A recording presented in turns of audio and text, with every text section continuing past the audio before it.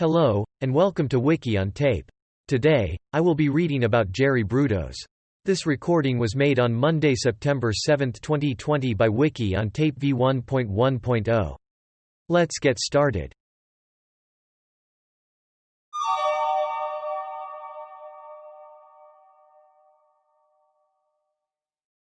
Summary.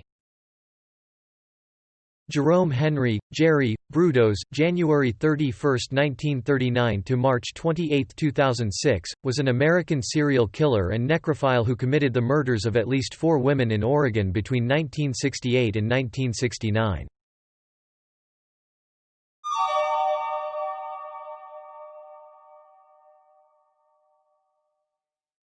Early life.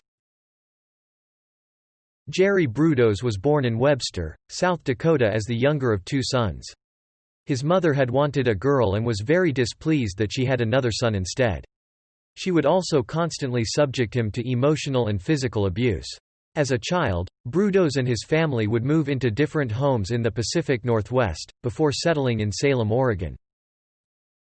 Brudos had a fetish for women's shoes from the age of 5, after playing with stiletto-heeled shoes at a local junkyard. He reportedly attempted to steal the shoes of his first-grade teacher. Brudos also had a fetish for women's underwear and claimed that he would steal underwear from female neighbors as a child. He spent his teen years in and out of psychotherapy and psychiatric hospitals. In his teenaged years, Brudos began to stalk local women, knocking them down or choking them unconscious, and fleeing with their shoes. At age 17, he abducted and beat a young woman, threatening to stab her if she did not follow his sexual demands. Shortly after being arrested, he was taken to a psychiatric ward of Oregon State Hospital for 9 months. There it was found Brudos's sexual fantasies revolved around his hatred towards his mother and women in general. He underwent a psychiatric evaluation and was diagnosed with schizophrenia.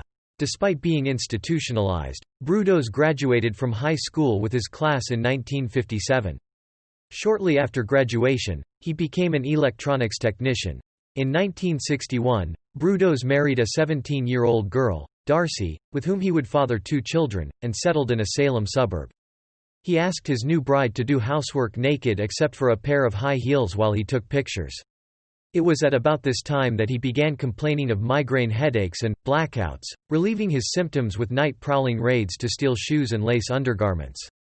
Brudos would experience a transgender period, where he used the female persona as a form of escape mechanism. Brudos kept the shoes, underwear, and, for a time, the bodies of his victims in a garage that he would not allow his wife to enter without first announcing her arrival on an intercom that he had set up.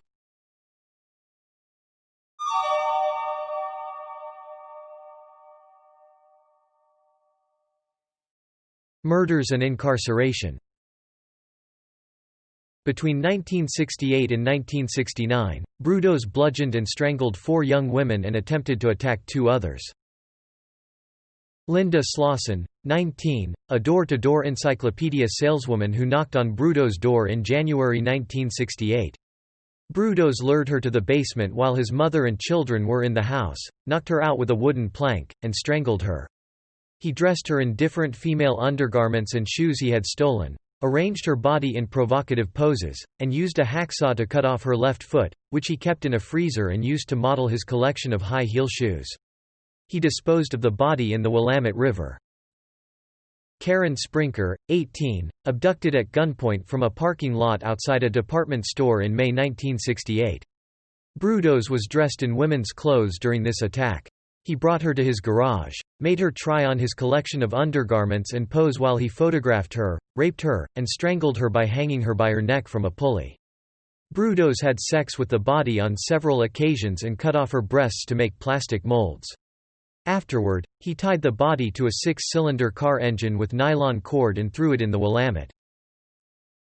Jan Susan Whitney, 23, a motorist whose car broke down on Interstate 5 between Salem and Albany on November 26, 1968. Brudos offered to drive her to his home with the excuse of letting her call a tow truck there.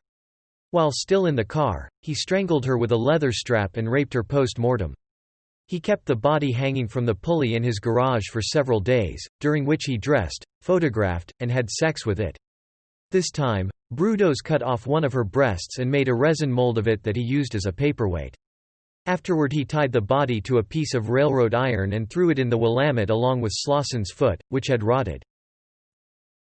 Sharon Wood, 24, attempted to abduct at gunpoint from the basement floor of a parking garage in Portland on April 21, 1969.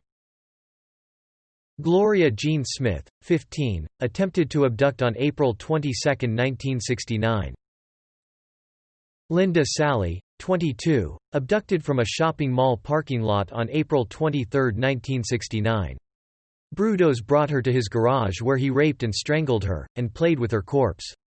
He decided to not cut her breasts off because they were too pink, and instead drove an electrical current through the body in an attempt to make it jump, which failed. Afterward, he tied the body to a car transmission with a nylon cord and threw it in the Willamette. Brudos would dress up in high heels and masturbate after committing a murder. In May 1969, a fisherman found the bodies of Sally and Sprinker in the Long Tom River. The police asked students at a nearby university campus about suspicious men and one led them to Brudos, who had phoned her several times to ask her for a date. Brudos gave police a false address, which increased their suspicions. At his garage, the police found copper wire that was determined to have been cut with the same tool that cut the cords used to tie the bodies. Brudos was arrested and he made a full confession. On June 28, 1969, Brudos pled guilty to 3 first-degree murders Sprinker, Whitney and Sally and was sentenced to 3 consecutive terms of life imprisonment in Oregon State Penitentiary. Though he confessed to Slausson's murder, Brudos was neither tried nor convicted for it because he did not make and keep photographs of the body, unlike in the other cases, but only of her foot. Whitney's body was found a month after Brudos' conviction, about a mile downstream from where he said he had thrown it. While incarcerated, Brudos had piles of women's shoe catalogs in his cell. He wrote to major companies asking for them, and claimed they were his substitute for pornography. He lodged countless appeals, including one in which he alleged that a photograph taken of him with one of his victims' corpses could not prove his guilt, because it was not the body of a person he was convicted of killing. In 1995, the parole board told Brudos that he would never be released.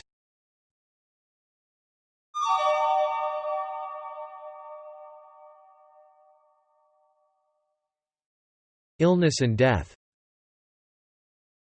Brudos died in prison on March 28, 2006 from liver cancer.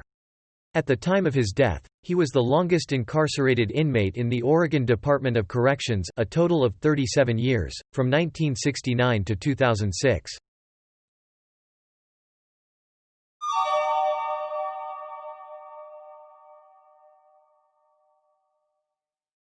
Popular culture.